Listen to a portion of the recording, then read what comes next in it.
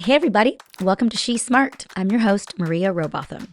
On today's episode, I have Min Santandrea, the founder of Sant, a pro-comfort, anti-compromise footwear brand redefining what it means to walk through life in style. From her journey growing up in Korea and moving to the US to discovering the perfect blend of comfort and craftsmanship, Min's story is all about resilience, reinvention, and her mission to give modern women freedom and ease, one pair of shoes at a time. So get cozy as we connect, learn, and laugh together on She's Smart. Okay, I'm so excited you're here. I have to settle down because I'm so happy to see you. I just want to jump in. Okay. Let's just start Let's do it. So you were born in Korea. Yes, I was. And how old were you when you came over to the States? I was 10 years old. So you remember growing up there? Yes, very clearly. Tell me about it. Tell me about growing up in Korea until you were 10. And I'm glad I did. Korea was very different when I was growing up there. Obviously, they haven't been industrialized yet. They were just starting. I remember one Christmas, my mom got me a pair of shoes. And in Korea, you get one gift. Not like here. It's one gift. And they leave it above your head. It's not on a Christmas tree, underneath a Christmas tree. Wait, why do they leave it above your head? Because Koreans don't really have a Christmas tree. Well, back then, Christmas tree wasn't a thing. Was there a meaning for it? No, it was just modernizing, so westernizing, I should say. Okay. And we weren't religious. So my mom changes her religion every decade. I love her. She's growing and learning all the time. Exactly. I love that. I think she might have been Buddhist back then. But anyway, and I got these awesome not retro, new Nikes. Red one with the white swoosh because Korea was just manufacturing Nikes. And I was like, what is this? This is the ugliest type of shoes I ever seen. And then my mom's like, yeah, I mean, people are just saying it's like the thing. And so I was like, I wore it. And when I came to America, it was like the biggest thing ever. It was, it was that, the Forrest Gump one, the very simple Nike retro, everyone's wearing. So it was great because I got to sort of experience that. And I still remember it clearly. I remember tasting this thing called pizza in Korea when I was about 9, and it was only made on the U.S. Army restaurant base. Yeah, Army-based restaurant. So you had to go to the Army base to get a piece of pizza.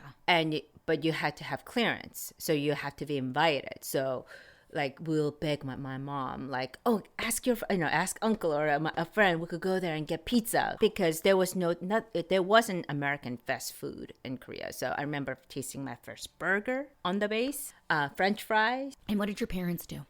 My dad was an architect, and my mom was a stay-home mom. Wait, okay, an architect. Mm-hmm. Did he do that when you moved to the States too? He did a little bit. It was very, very difficult for him because of the language barrier. Okay. And also licensing. So we did a lot of renovation, more in the Korean community, things like that. I'm so curious what religion she is now, if she's even practicing. Oh, yes, she's Catholic. I love it. From Buddhist to Catholic. What? Well, she was atheist in between and a Protestant. I want to have her come on and chat with me about everything she's learned about religion. She's probably the most well-rounded human being when it comes to that, because she's open-minded.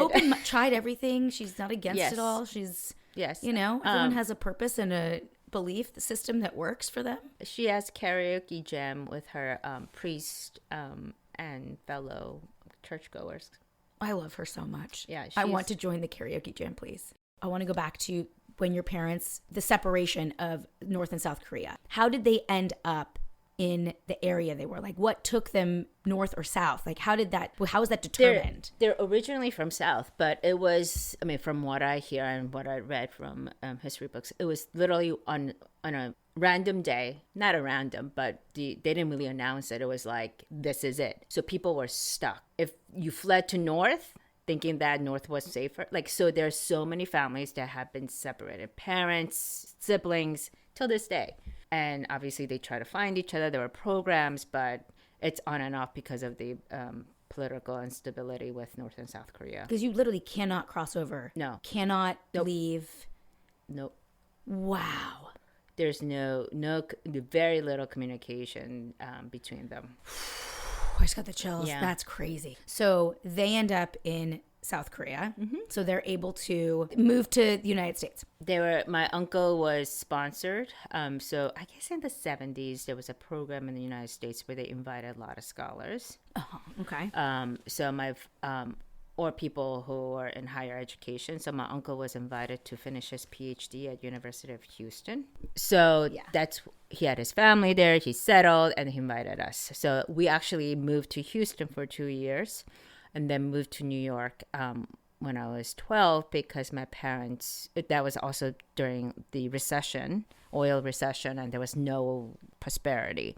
Yep. So we decided to move to New York at that point. And then you go to Wesleyan for college. Yes. What made you choose Wesleyan? Because I know your daughter is looking at colleges now because we had this conversation. Yes. Min has 2 children. Pepina, who's a junior. Yes. And then Lorenzo, who is in 7th grade. And he happens to be besties, brothers from another mother with my Easton. Yes.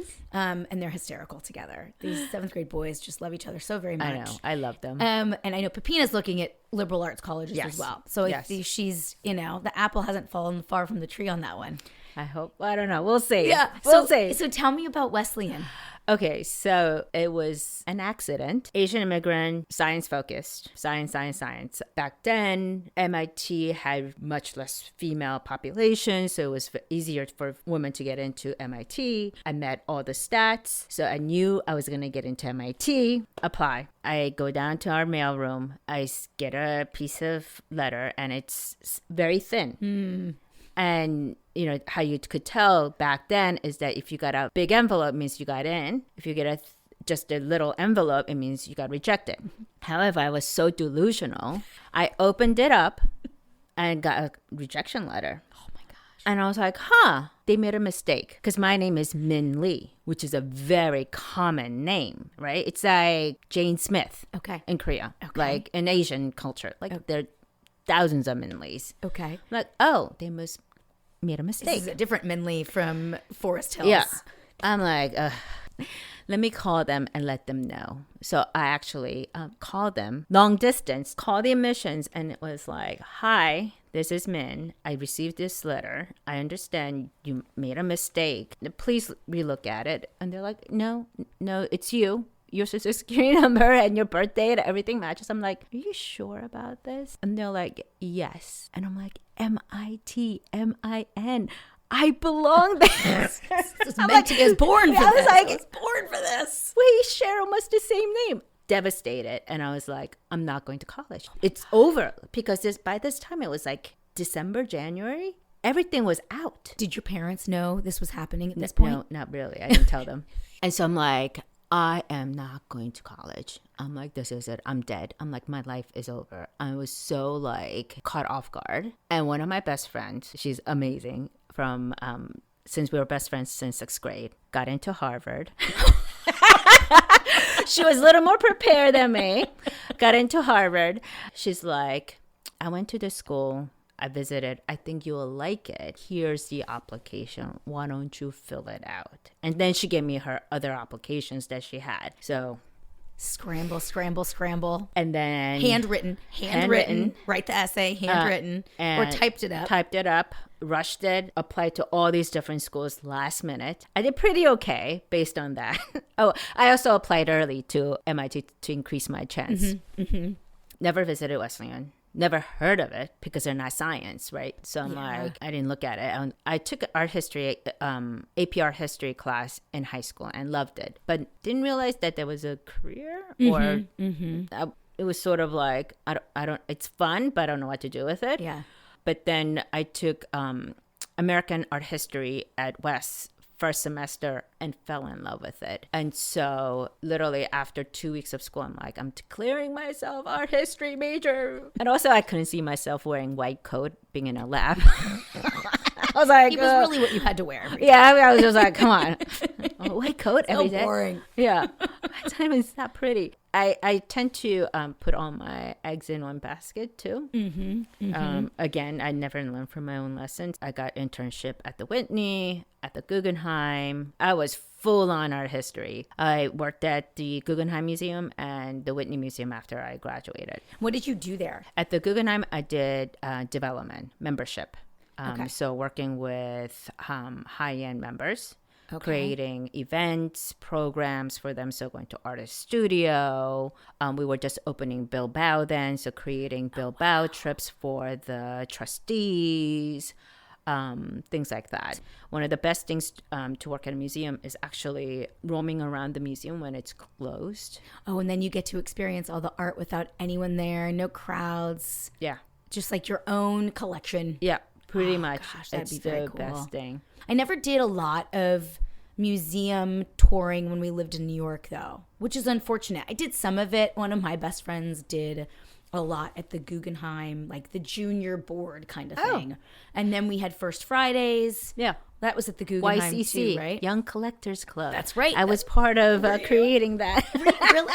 How fun. So we would do the First Fridays, and I pull it, I talk about it now, and unless you lived in New York, no one really understands what First Fridays are. Yeah. But at the Guggenheim, the First Fridays of each month, they would have like this Young Collectors Club, and it was young people who lived in the city working and could go on Fridays and enjoy the museum and meet people. And It was hang like out. it was like Tinder for art before the internet.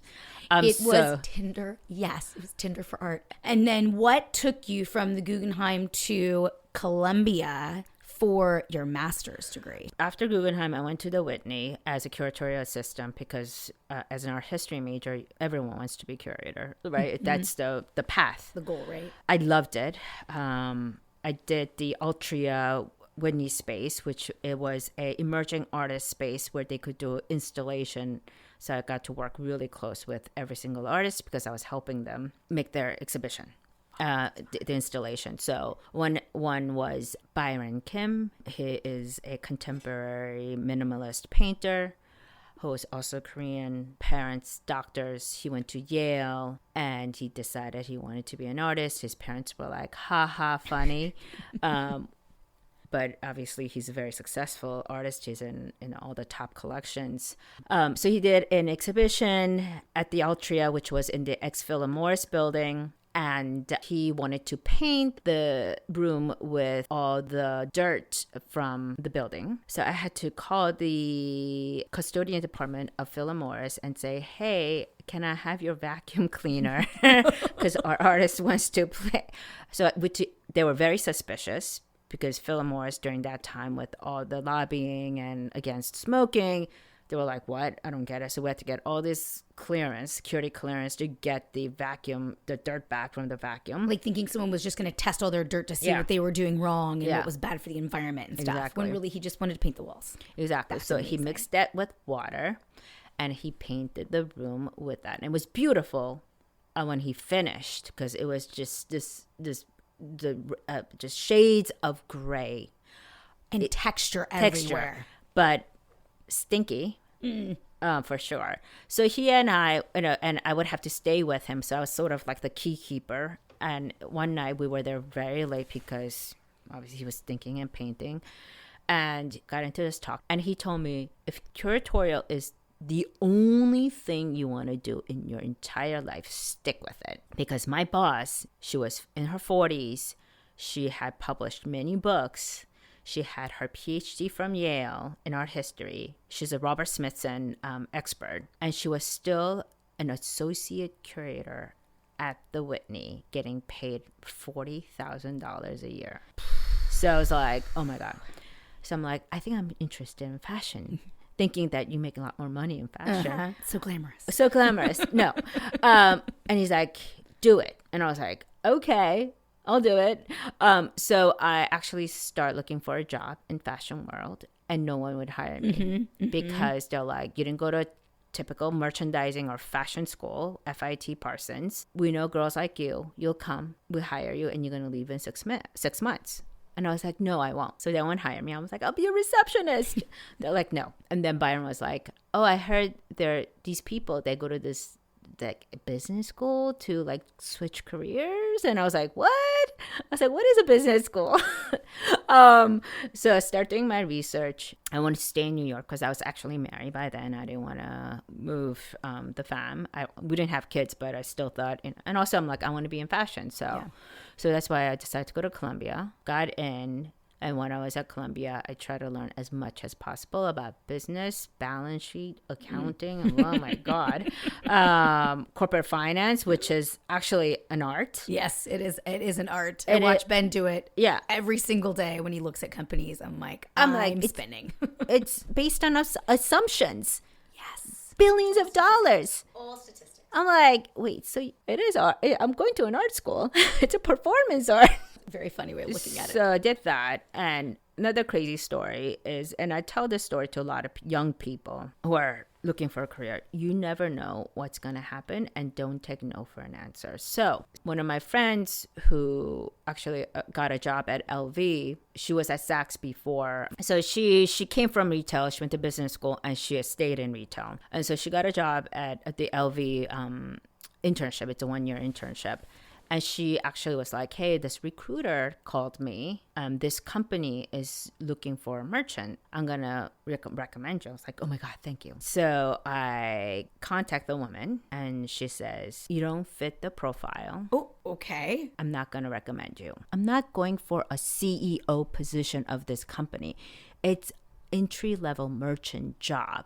I have 2 years of business school. I worked at Prada, Chanel, Vera Wang, Coach at this point. Like I had a pretty experience. I have experience. But then I knew the job description and I knew the company because, I had the description of the job. I was like, Uniqlo. I was like, I never heard of this company, but you know what?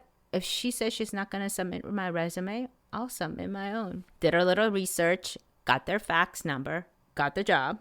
While I was negotiating my salary, because I knew they were going through a search firm and they had a budget for search firm, I was able to negotiate a higher salary because I told them that they're not paying, they didn't have to pay the search firm now, and you should put part of that budget into my salary.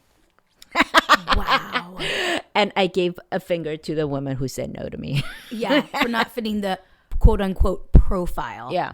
Wow. Okay, so you're at Uniqlo. Yes. This is fascinating. And I was going to Japan every month. And had you had Pepina yet, or were you? No, I didn't. So it was great. So I was in Japan almost every month for a week. We would leave. Would Alejandro is Min's husband? Yes. Would he? Hi, Alejandro. He came. He'd go with you. Yeah. Sometimes, not all the time, because once a month is a little too much. Yeah. So yeah, we would leave Sunday. We get there Monday night. Tuesday morning, we're in the office. We finish Friday. We leave Saturday morning, and we land Saturday morning in U.S. And then you're back in the U.S. office on Monday. Yeah. How was your health at that point? Oh, I mean, you were so young. We bounced back so fast when we were young. Damn it. And then I had Pepina, and when she was about 6 months old, that's when I started thinking about getting a new job because it was just too hard. Yeah, it's hard when the baby's that little. Yeah.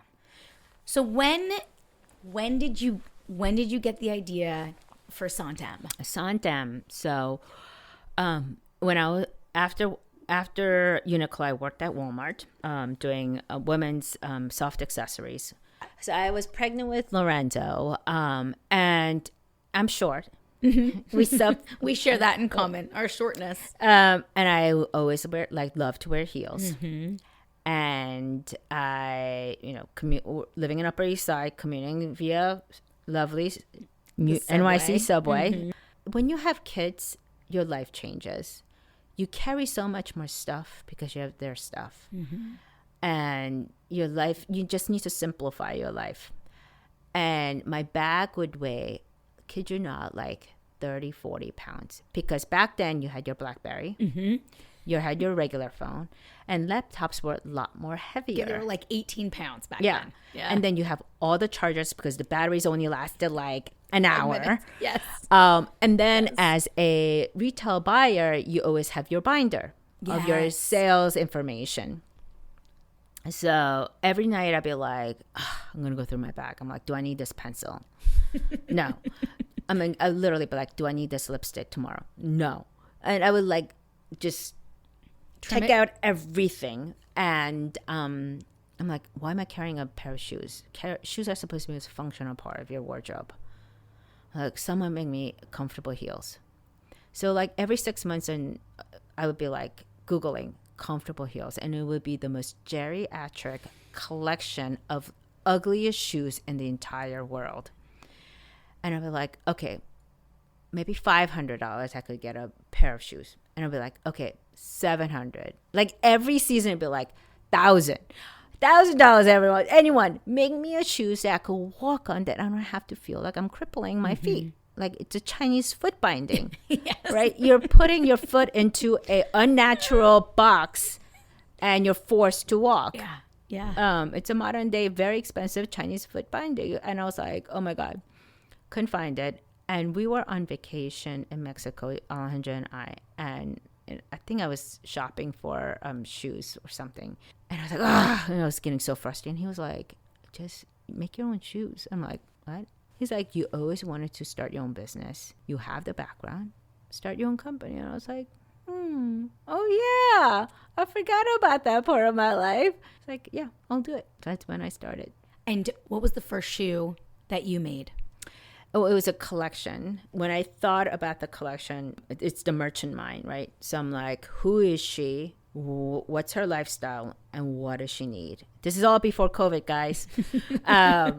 So I'm like, okay, I want to dress the professional women who have to be on their feet. Mm-hmm. Female executives, consultants, lawyers, bankers. I'm thinking of my friends from business school. I'm thinking of my circle of my lady friends who still need to look sharp because they're either presenting to C-suite, board, or on a podium. Mm-hmm. I'm like, okay, what does she need? Thinking, and I did a survey with my friends, a survey monkey. I was like, how do you shop for your shoes? They're like, work shoes, not the like I'm going to a gala, evening out shoes. Yeah. Or I'm running on weekends. I was like, how do you work shoes? Tell me about it. They're like, most of them are like, I'm on Amtrak. I'm waiting for Metro North. I'm at a terminal. I look at down my feet. I realize I need new pair of brown shoes, pumps, or black, because now they're like scuffed and disgusting and unpresentable. I mean, you need to be polished for these jobs, right? Yes. And I go on Saks or Zappos or Neiman's, pick out 5-6 pairs. They get shipped to me. I try them on at home. One of them sort of works out, but I'm so desperate and I don't have time to go to a mall on weekends because now I have small children. I have to run around. Okay, so I'm going to design a shoe wardrobe for her. So we did a Monday shoe. It's a loafer that she's running it to her terminal with her teammates. Because back then, wearing sneakers wasn't cool. No. It wasn't part of everyone's wardrobe. And there weren't that many good-looking sneakers. So, and then Tuesday, we made a pump, a block heel, so because she's at the client's working and she needs to be comfortable. Wednesday, we did a boot just in case her client is in Seattle and it happens to be raining and she needs a boot. Yeah. Thursday, we did like sort of a little bit more of a sexy heel because Thursday night happy hour. And then Friday, we did another fun shoe for her to land and go to her weekend house. More of an espadrille. Okay. So that's how we did it. And we actually named it after all my favorite towns, actually neighborhoods in Italy, because it's where I picture myself wearing. Okay. So we have San Frediano, Chiaia, Monti, Brera, and Anacapri. That's how sort of I merchandised our shoes. Oh, I love that. And then you could have one for every day. Correct. You have them for different reasons. Yeah.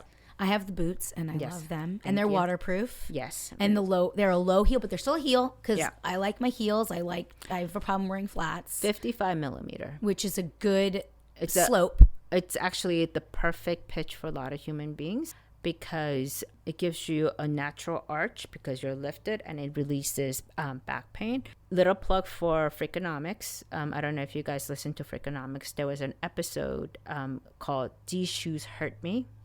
And it was with an anthropologist, a podiatrist, and a curator from Pata Museum, which is a shoe museum up in Toronto. And basically they were saying that humans were never meant to use our heel as a touch point for everyday walking. We walked on our toes or lifted? More of the forefront of your feet. Like when you in bar, like when you're elevated in Correct. bar. Okay. So if you look at any kind of athlete, they spend very little time on theirs because it's a very inefficient way of moving, right? The conversation started with, why do so many people have plantar fasciitis? And the whole thing was because the heel wasn't meant for a contact. It was meant for stability and, sometimes balance, but it wasn't meant for every step. And we're not supposed to be hard on our heels, but there's this thing called shoes. Humans made it because they're smart and they want to be comfortable. And then all these shoe companies start putting more padding on your feet. And so people start using more of the heel because that became more of a natural gait when it's not supposed to. That's why it's called mismatch disease, because it's something that we made, right? And so he was like, first of all, he's like, look at how babies start to walk. How do they walk? On their toes. That's the natural way. Last year, I met this woman who is a natural gynecologist, and she actually said she makes her patients do this exercise where they get on their tippy toes to release their pelvis. Because and then you open up the hips, and then you ovulate more. For those of you wanting to get pregnant or not wanting to get pregnant, either go on your tippy toes or don't. And it sort of then all made sense, right? It does. Because I'm like, if we were naturally supposed to walk on our heels with more open pelvic, which makes your ovulation flow much easier. I want to listen to this episode. I'm going to link it because this sounds really good to listen to. It is. So so you have your shoes. We work with a podiatrist who co-taught shoe designing at Parsons. He takes, he looks at our shoes and sort of corrects it and gives us, all the pointers to make our shoes ergonomic. Our main designer is out of Milan, and we make everything in Italy. How did you find your factory? I went on a factory tour. It's one of the most fascinating, fun part of creating your own brand. So you find, you locate factories that you'd want to work with. So Italian factories are very weird. They're like a little bit of a mafia. Okay. So they're not listed on a directory. It's really hard to find them. I remember trying to research them when I was at the Fashion Institute in San Francisco, because we had to do this whole big merchandising plan of something we were creating. And I was looking at Italy, I couldn't find names of anything. No. This is strange. I mean, you could find Asia, you could find Philippines, you could find Vietnam, India. You could find all those, but you could not find Italy. And now I understand why. There are a few things why. So I went on a factory tour with my Italian designer who knew pretty much almost every single factory in Italy. And that's why I needed to get an Italian designer. And one reason is things have changed. They're becoming more conglomerates are purchasing them, like the LVs of the world are buying up a lot of the factories or VC firms. How traditionally is that these factories are still a lot of them are family owned, and their capacity is quite small when you think about it. Average capacity of an Italian shoe factory is about 2,000 units per week. So for example, a factory in the Philippines or in Asia, millions per week. Yeah. And many more people working there, bigger facilities. The attention to detail is probably a lot less because in the smaller factories with the smaller group of people, you're taking your time, you're watching what you're doing. Yeah. My dad created things with his hands. He was a machine maker, basically. My nonu built things when he came over from Italy, and he and my dad eventually opened this business making machinery, and it was just the two of them, and it took them a really long time to make it. They didn't want anyone else involved. They had a system for how they did it. It took a long time, but they were the best machine on the market when they made these. Yes. It cost a little bit more, but people waited for them to do it because it was so perfectly done, and that's how Italians do things. Yes. It takes a long time, it's well done, and it lasts forever. Yes. And I feel like those are like three of the things that I grew up knowing about Italian items, right? A craftsman. Yes. I mean, they're artists. Yes. So I'll tell you why. I mean, again, when I worked at Walmart, one of the first questions we asked a vendor is, what is your weekly capacity? If you didn't have that threshold for that category, we say, come back when you're there. We can't even start a conversation if you cannot make our quantity, right? Mm-hmm. That was like first red flag for us. So think of that in Asia, where the factories are like football fields, humongous. You got lines, hundreds of people working, and these people know how to work a machine. Mm-hmm. So they might have been working at a book bag factory, but today they're making shoes, and then their next job might be making socks. Mm-hmm. So they're not.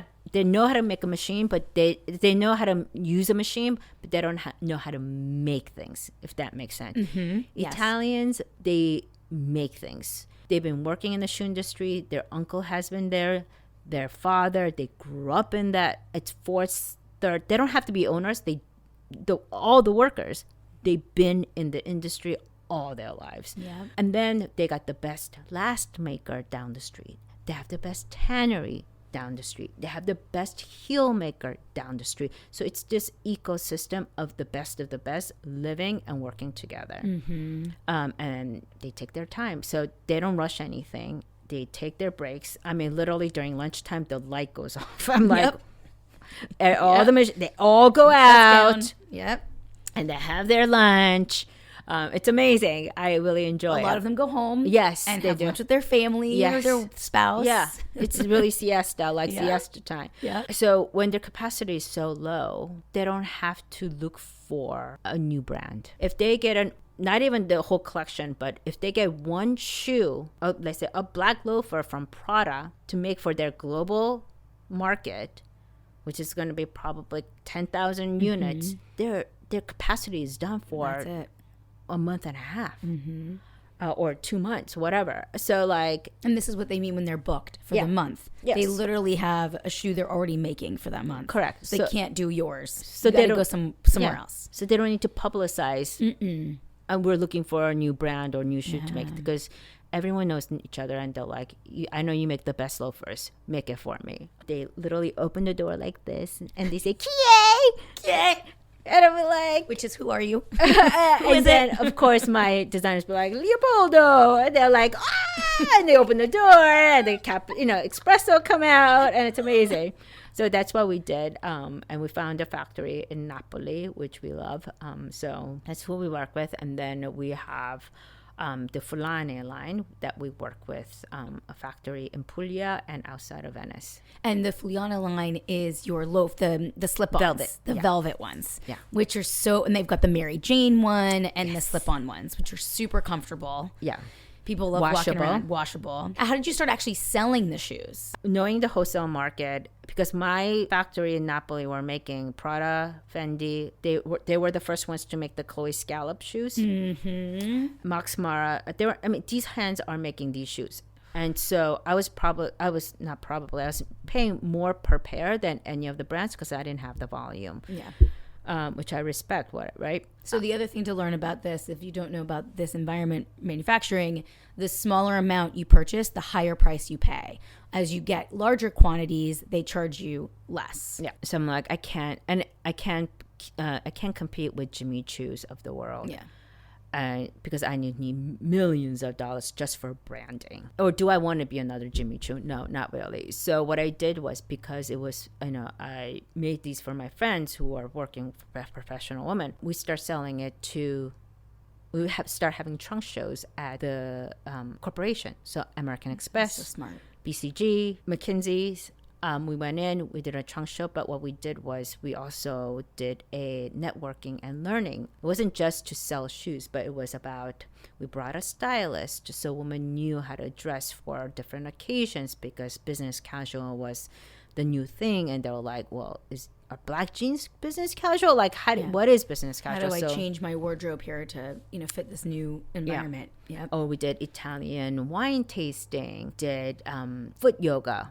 So there was always a learning or networking component on top of selling shoes, which I think women appreciated.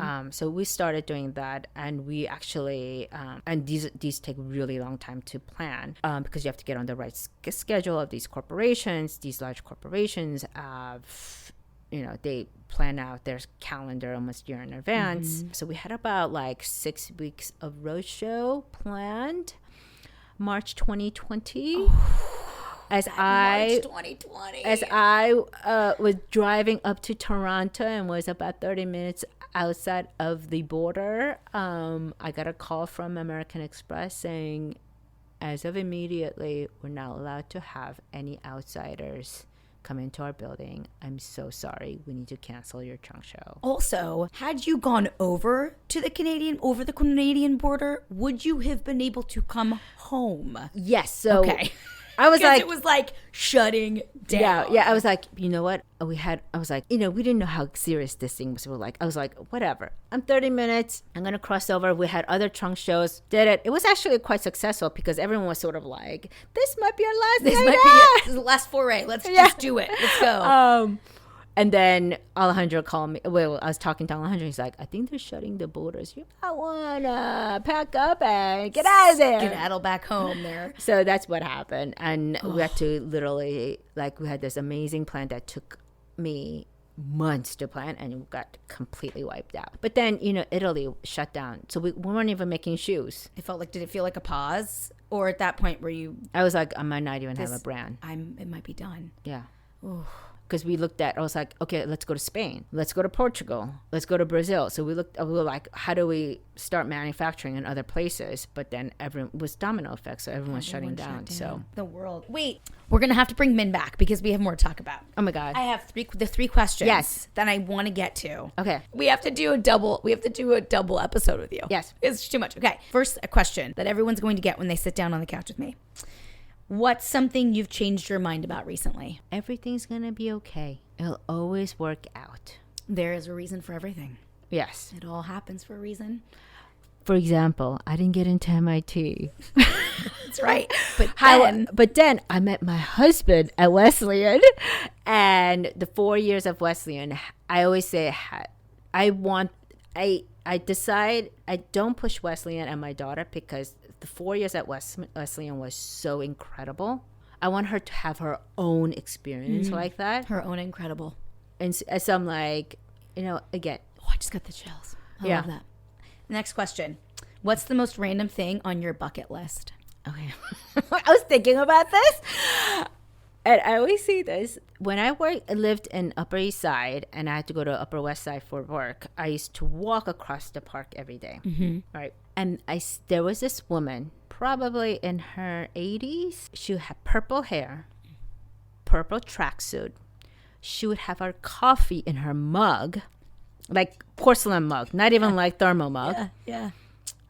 A cream cheese bagel and a radio, like a real boombox radio with yeah. double D batteries. Yeah. She would listen to her NPR every day on a bench, eating her bagel and drinking her coffee. You're miserable when you're going to work in the morning. You're like, oh, I'm so tired. My kids. And I'm like, I look at her and I'll be like, I want to be you when I grow up. That's my bucket list. She didn't give a shit. She didn't have zero fucks given. Yeah. He was like, I'm going to listen to my NPR on a loud radio in middle central hair and outfit. Central Park with my mug, and I will come visit you. Yeah. I will come sit and listen and wear my heels every day. All right. If you could give your younger self one piece of advice, what would it be? Don't take no for an answer.